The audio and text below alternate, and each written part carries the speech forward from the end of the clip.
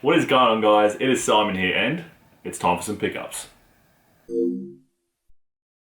Righto, let's dive in and take a look at the items that I've stumbled across recently. And first up is an official strategy guide. Now, I don't go out of my way to pick up strategy guides. I'm just not interested in them, but this one, I made the exception. It is the official Nightmare Creatures strategy guide, and you guys know Nightmare Creatures is my PS1 jam. I love that game. But I've read through this from front to back. It is really, really good. Basically, like any other strategy guide, it goes into detail for all the maps, key item locations within that map, monster locations, talks about the enemies, the lead characters in the game, the lore, the story, all the items, it basically just dissects the entire game so you can really go into it in depth. But really, really good. If 13-year-old me knew that you could get an official Nightmare Creatures strategy guide back in the day, I probably would have flipped out. So that is really, really cool. I probably need to think about actually making kind of a little Nightmare Creatures shrine somewhere here in the game room. That would be pretty sweet. Now, a few months ago, Sony released the Crystal range of DualShock 4 controllers. This consisted of a blue, a red, and a straight crystal. And when I was in my local EB game store the other day, I noticed that they had the red crystal on display. So obviously I've gone ahead and I've picked it up. I already own the straight crystal, which I've shown in a pickup video a little while back. I also mentioned that I really love this transparent range of DualShock 4s because it's such a throwback to the original PlayStation 1 days. They just look really, really cool. So all I need to do now is get the blue and I'll have the complete set. This next item was sent to me by two amazing people that I met through Instagram. I've known them for some time now. However, on their recent trip to Japan, they picked me up a sealed PlayStation 2 memory card. Now, they go by the names of Retro.gamer.girl and Retro.gamer.girl. They both have Instagram channels, and Retro.gamer.girl has a YouTube channel as well, so I'll leave the Instagram names and link to the YouTube channel in the description below, so make sure you go over there and check them out. Their collection is absolute insanity. But guys, thank you very much for sending me this. I never expect to be sent stuff, but when I got this in the mail, it blew my mind. Thank you very much. I really appreciate it, guys. This is going to be going in the PlayStation 2 cabinet just behind me. Next up, we have another controller now. This is Japanese exclusive. It is the SCPH1150 analog controller. Now, basically, this is aesthetically exactly the same as its American and European counterpart, the SCPH1180 analog controller, but there was one key difference that separated the two.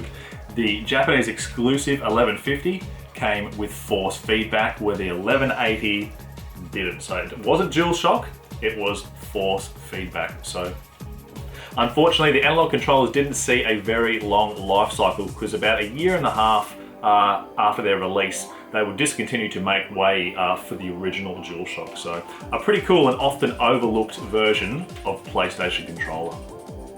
And last up, we have a stack of PlayStation 3 games. Now, I've really been getting into the PlayStation 3 as of late. There's so many good games to play on that system, and most of the games are pretty cheap. But the first two that I picked up, I already own these on the PlayStation 4. They are Destiny and Battlefield Hardline. So why would I pick them up on the PlayStation 3?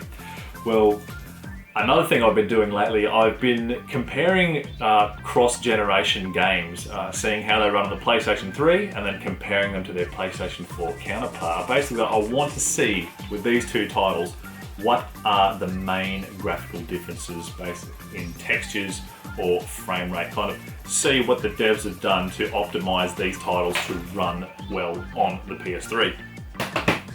Next one is a fighter. This is Mortal Kombat versus DC Universe. And typically, I don't really play fighters, but it's a genre I'm kind of exposing myself to. And I'm having a pretty good time, but I haven't played this one yet. I'm not a fan of DC Comics, so unfortunately, I hope I don't get any hate from that. But I do love Mortal Kombat, and I'm all for seeing Superman getting punched in the face by Scorpion or Sub-Zero. This next title, I don't know if I'm a little bit ashamed or not, but you have to admit, when it comes to the Lego games, they're pretty fun. Come on, they're pretty good. I've grabbed a copy of Lego Lord of the Rings. Now, I've played through the Star Wars Lego games, and they were pretty good, so it only makes sense that I carry on with the Lord of the Rings trilogy as well. This title is called The Child of Eden. Now, the main driving force behind me picking this up is because the creator of Child of Eden also created Rez and Lumens, and those games were a visual feast for the eyes, and they were a lot of fun. And this title is also PlayStation Move compatible. And the PS Move on the PS3 actually works pretty well. I've got mine set up in my master bedroom, and it's a lot of fun, so looking forward to giving this a go with that. And last up is The Last of Us. Now, obviously, being a big PlayStation fan, I already own this game. I own one copy on the PlayStation 3, I own a copy on the PlayStation 4, but my PS3 copy that I use is a special edition, so it's just in a black kind of cardboard box. And I didn't actually own The Last of Us, just the basic version, the black label case. And I really like this artwork as well, and you can never have too many copies of The Last of Us. Well, that is it for today's video. Let me know in the comments below, what have you picked up recently and what have you been playing? Myself, I've been playing a ton of Gran Turismo Sport. I am thoroughly enjoying that game. Looking forward to the single player patch that we should be receiving any day now, so that should be pretty exciting once it rolls out. But guys, thank you very much for watching.